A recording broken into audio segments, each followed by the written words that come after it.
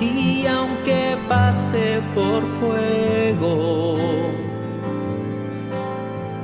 como lo hizo Isaac, el fuego no quemará. Mi Dios conmigo está.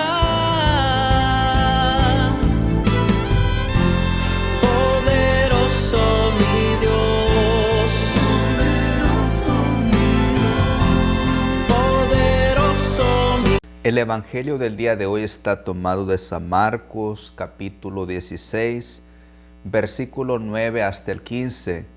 Y este Evangelio nos habla de lo que estaba pasando cuando María de Magdalena había visto a Jesús el resucitado, va inmediatamente a traer este mensaje a los apóstoles y el Evangelio nos dice esto. Dice que los apóstoles estaban llorando, agobiados por la tristeza, pero cuando la oyeron decir que estaba vivo y que lo había visto, no le creyeron.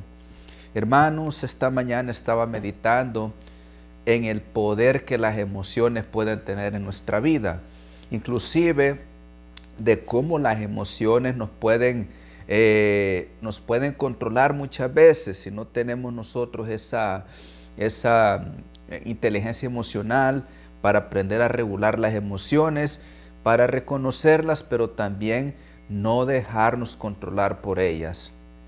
Era normal lo que estaban sintiendo los apóstoles, porque habían perdido a un amigo, habían perdido al maestro, habían perdido al Mesías, y para ellos pues ya todo había terminado. Hasta ese momento creían de que Cristo había muerto y que allí había terminado toda su esperanza pues había muerto.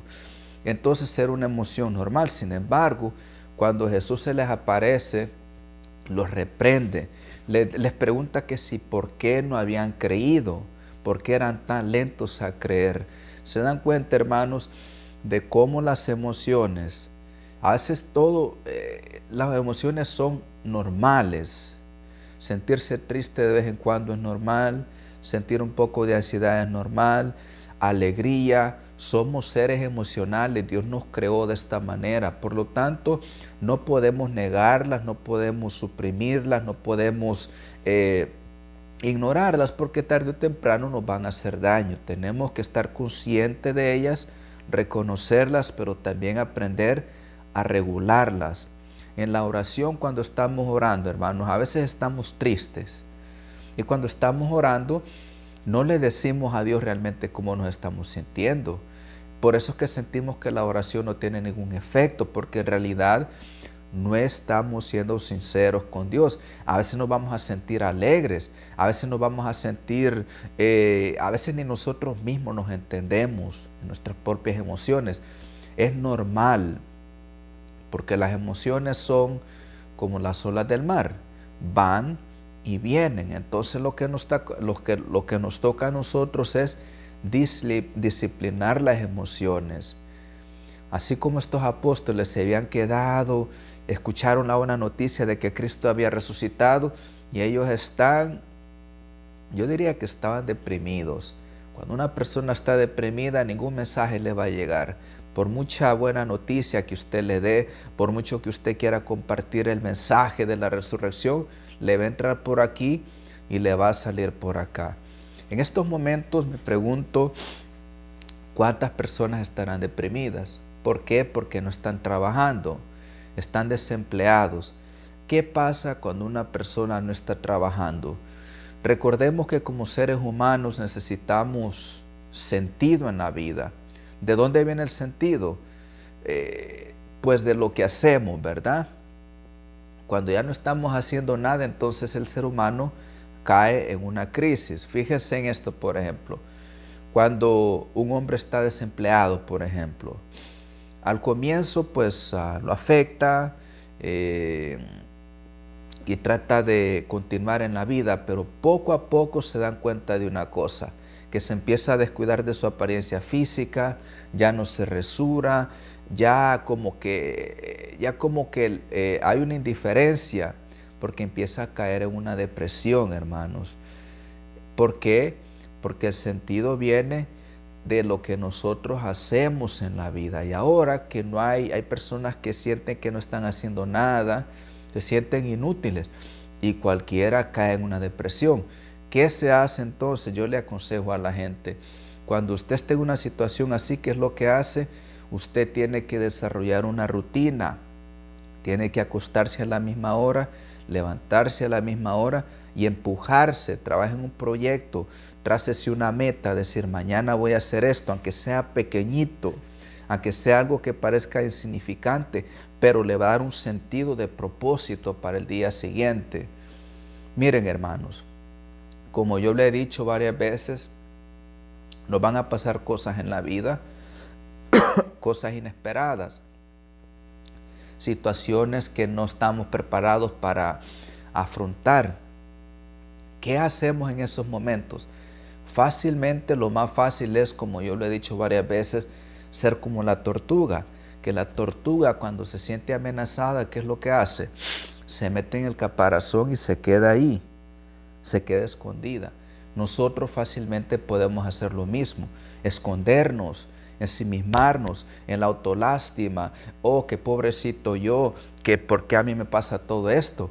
O podemos tomar la situación de otra manera, ver esa manera, aunque sea dolorosa, aunque sea difícil, verlo como una oportunidad de crecimiento, verlo con una perspectiva, desde una perspectiva diferente, verlo desde esta óptica, desde la fe de que Dios permite todo para el bien de los que lo amamos.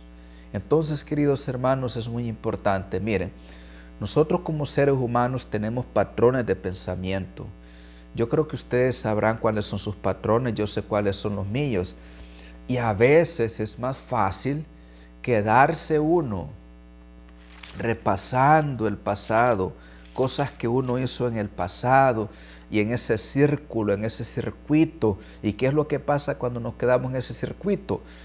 Las emociones que va a producir van a ser negativas, porque una persona se siente deprimida. Varias personas se sienten deprimidas porque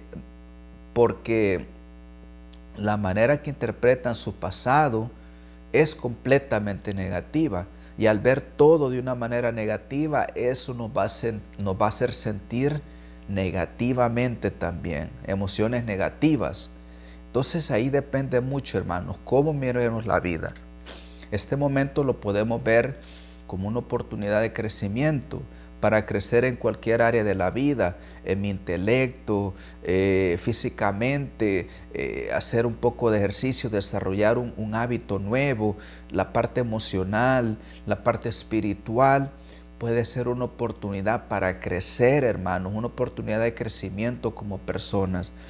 Tenemos nosotros entonces, queridos hermanos, que cuando estamos tristes, aceptar esa tristeza no es permanente, va a pasar. Las emociones son transitorias, van y vienen, pero no nos podemos dejar gobernar por ellas, porque si es así, hermanos, entonces estamos a la merced de ellas y no podemos vivir la vida así. Siempre tenemos que ver, pensar, meditar en las consecuencias de nuestras propias acciones, que van a traer consecuencias para bien o para mal. Y por muy mal que estés, hermano, por muy mal que te sientas emocionalmente, tienes la libertad de escoger qué curso de acción vas a tomar ante cualquier necesidad en la vida. Es posible con la gracia de Dios. Aun cuando te sientes que no puedes, cuando sientes que vas a desistir, que no tiene fuerza, Él te la da porque Él es la fuente de fortaleza. En Él y a través de Él todo lo podemos. Como dice San Pablo, todo lo puedo en Cristo que me fortalece. Voy a compartir con ustedes lo que San Pablo nos habla a través de la carta a los Filipenses, capítulo 3, versículo 13. Vamos a ver lo que San Pablo nos está enseñando a través de esta epístola. Dice: no, hermanos, yo no me creo todavía calificado, pero para mí ahora solo vale lo que está adelante, y olvidando lo que dejé atrás, corro hacia la meta, con los ojos puestos en el premio de la vocación celestial que es llamada de Dios en Cristo Jesús.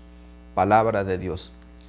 San Pablo en este texto nos está diciendo, yo no me enfoco en lo que dejé atrás, sino que me enfoco en lo que está por delante. ¿Cómo estás viendo tu futuro, hermano? Te vas a deprimir si crees que tu futuro es catastrófico, que todo es negativo lo que viene, que todo es oscuro. Es pura imaginación, no se sabe si eso va a ser así o no. Si tienes un futuro lleno de esperanza, que todo va a ser bien, te vas a sentir mejor. Pero si miras un futuro así, lleno de caos, catastrófico, que todo está negativo, te va a afectar de esa manera, hermano. Por lo tanto, aprendamos lo que dice San Pablo. No me fijo en lo que dejé atrás, sino en lo que está por delante. En la vida tenemos que escoger todos los días. Así tenemos una mentalidad de víctima, de ser víctima. A todos nos pasa. Y es más fácil culpar a fulanito, decir es culpa de aquel, por eso es que yo soy así. No, que si él no hubiera hecho esto, si ella hubiera actuado de esta manera. Y la lista puede continuar.